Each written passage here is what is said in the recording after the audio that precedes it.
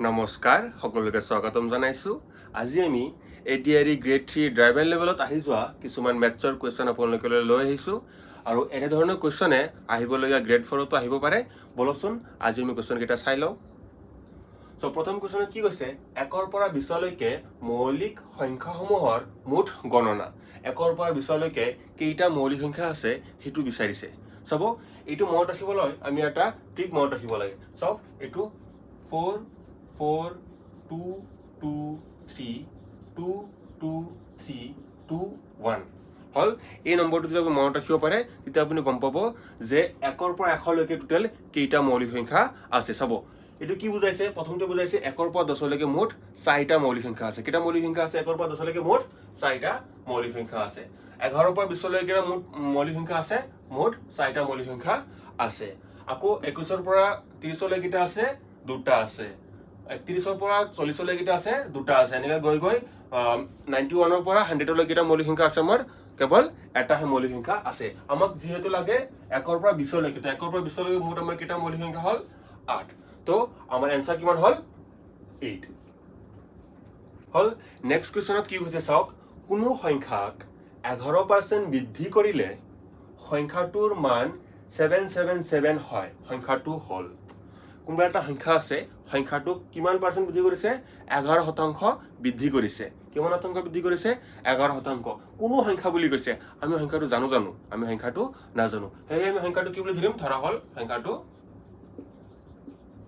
সংখ্যাটো কিমান x বুলি ধৰিছো মানে আমি যেটো নাজানো এই সংখ্যাটো আমি x বুলি ধৰিব পাৰো হল এতিয়া আমি কি কৰিম এই x ক কিমান শতাংশ বৃদ্ধি কৰিব দিছে আমাক 11% বৃদ্ধি কৰিব দিছে মানে যদি আমাৰ কিমান থাকে 100 থাকে তাক আমি 11 বঢ়াই দিলে কিমান হ'ব 111 আৰু কৰি কিমান পাম আমি 777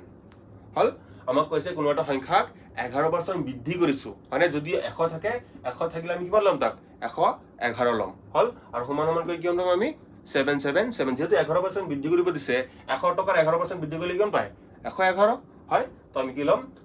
111 by 100 is equal to কিমান পালো 777 তো ক্যালকুলেশন কৰক এখিনি এটো ক্যান্সেল কৰিলে কিমান 7 তো x equal to 100 এপিনি কি আছে হৰণ হৈ আছে এপিনি গলি কিমান হ'ব পূৰণ এপিনি হৰণ হৈ আছে 100 এপিনি গলি কিমান হ'ব পূৰণ তো x equal to কিমান পালো 7 into 100 x equal to কিমান হল আমাৰ 700 তো आंसर কোনটো হল আমাৰ आंसर D নেক্সট 3 নম্বৰটো কি কৈছে চাওক দুটা সংখ্যাৰ যোগফল 12 হল দুটা সংখ্যা আমি সংখ্যা দুটা নাজানো এটা সংখ্যা যদি আমি x বুলি ধৰিম আনটো সংখ্যা কি বুলি ধৰিম y বুলি ধৰিম ঠিক আছে তো এটা সংখ্যা আছিল x আনটো সংখ্যা আছিল y আৰু দুটা সংখ্যা যোগ কৰি আমি কিমান পাও 12 পাও 12 লিখিলো আৰু কি কৈছে আৰু সংখ্যা দুটাৰ বৰ্গৰ পাৰ্থক্য মানে বিয়োগ হয় দুটা সংখ্যাৰ বৰ্গ মানে কিমান ওপৰত স্কয়াৰ কৰিব লাগিব আৰু পাৰ্থক্য কি বুজাইছে বিয়োগ বুজাইছে আৰু সংখ্যা দুটাৰ বৰ্গৰ পাৰ্থক্য কিমান বুলি কৈছে 60 হল এটো আমি ইকুৱেশ্যন 1 বুলি দিটো আৰু এটা বৰ্গৰ পাৰ্থক্য মানে বিয়োগ হল কিমান হল পাৰ্থক্য 60 এটো আমি 2 নম্বৰ ইকুৱেশ্যন দিছো হল এই দুটা ইকুৱেশ্যন হৈ গল ইকুৱেশ্যনখিনি আপুনি পঢ়ি ল'ব লাগিব ইয়াৰ পৰা আমাক কি কৈছে সংখ্যা দুটাৰ পাৰ্থক্য আমি প্ৰথমত সংখ্যা দুটাৰ পাৰ্থক্য ল'বলৈ কি কৰিব লাগিব সংখ্যা দুটাৰ পাৰ্থক্য ল'ব ভেৰি ইজি চাব বেছি কৰিব নালাগে আমাক কি দি আছে x + y কিমান দি আছে 12 সংখ্যা দুটাৰ পাৰ্থক্য মানে কি x - y ওলাব লাগে আমাক দিয়া আছে x + y x² - y² দি আছে আমাক ওলাব দিছে সংখ্যা দুটাৰ পাৰ্থক্য ভেৰি ইজি ঠিক এটা আছে চাব এখিনি কৰিলে কিমান হ'ব চাওকচোন a² - b² আমি জানো না ফৰ্মুলাটো a² - b² কি আছিল a + b এটো ফৰ্মুলা আছিল নহয় a² - b² কি আছিল a + b আৰু a - b এই ফৰ্মুলাটো সকলোৱে জানো নহয় a + b a - b যেতিয়া a² - b² হয় ঠিক তেনদৰে এখিনি কি আছে x² - y²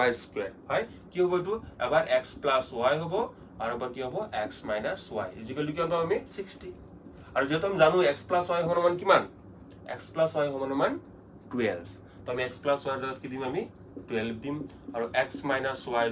60 যেহেতু চাওক আমাক সংখ্যা দুটাৰ পাৰ্থক্য ওলাব দিছে আৰু সব কিন্তু হৈ আছে সংখ্যা দুটাৰ পাৰ্থক্য x - y আমি এখিনি যদি উলাই দিও আমাৰ आंसर ওলাই গল তো কি কৰিম 12 টো এপিনি কি আছে এখিনিৰ লগত 12 টো এখিনি গুটেখিনি লগত কি আছে পূৰণ হৈ আছে এপিনি পূৰণ হৈ আছে 12 এপিনি গলে কি হ'ব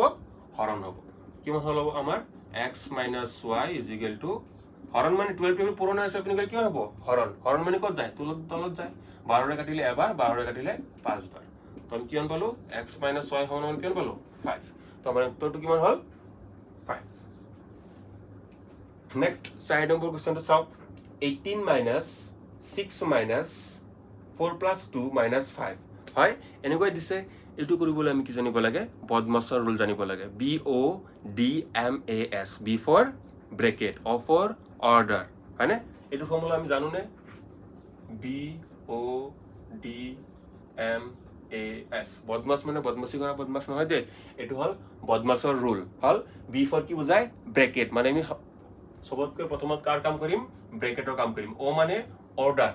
অৰ্ডাৰ স্কয়াৰ বুলি হ'ব পাৰে বা কিছুমান অফ বুলিও কয় হল ডি মানে হল ডিভাইড মানে হৰণ কৰা 3 নম্বৰত আমি কি কৰিব লাগে ডিভাইড কৰিব লাগে 4 নম্বৰত কি কৰিব লাগে মাল্টিপ্লিকেশন কৰিব লাগে মাল্টিপ্লিকেশন মানে কি পূৰণ 5 নম্বৰত কৰিব লাগে আমি কি কৰিব লাগে 5 নম্বৰ এডিশন আৰু 6 নম্বৰত কি কৰিব লাগে সাবট্ৰাকশন মানে বিয়োগ সকলোতকৈ পিছত কৰিব লাগে প্ৰথমৰ কাম কি আমাৰ ব্ৰেকেট আমি আগত লিখি লৈছো কি আছে 18 মাইনাস এটো থাৰ্ড ব্ৰেকেট বা স্কয়াৰ ব্ৰেকেট বুলি কয় হল আমি সকলোতকৈ প্ৰথমত কি কৰিব লাগিব ব্ৰেকেটৰ কাম মানে আপুনি এইখিনি পৰা আৰম্ভ কৰিব নোৱাৰে ব্ৰেকেটৰ আটাতকৈ সৰু এটা হল ফাৰ্স্ট ব্ৰেকেট সেকেন্ড ব্ৰেকেটটো কি লিখা নাই এটা হল থাৰ্ড ব্ৰেকেট স্টাৰ্ট কৰিম আমি ফাৰ্স্ট ব্ৰেকেটৰ পৰা ঠিক আছে 18 6 minus 4 plus 2 সকলোৱে জানো 4 plus 2 6 minus 5 হল এটা ব্ৰেকেটৰ কাম হেক আউটাৰ ব্ৰেকেট থাকি গল এটো কাম কৰিব লাগিব নেক্সট লাইনত 18 minus 6 minus 6 minus 6 0 0 minus 5 হল এ চাওক 18 ৰ পৰা 0 গলে কিমান 18 থাকিব আৰু থাকিল minus 5 তো 18 minus 5 13 আমাৰ উত্তৰ কিমান হল 13 নেক্সট 5 নম্বৰত কি কৈছে চাওক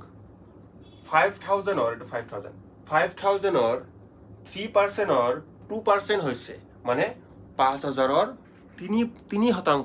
2% ওলাব দিছে প্ৰথমত আমি কি ল'ব লাগিব 5000 অৰ 3% তাৰ পিছত 2% হল ডাইৰেক্ট কৰিব পাৰি এটো সিম্পল 5000 আছে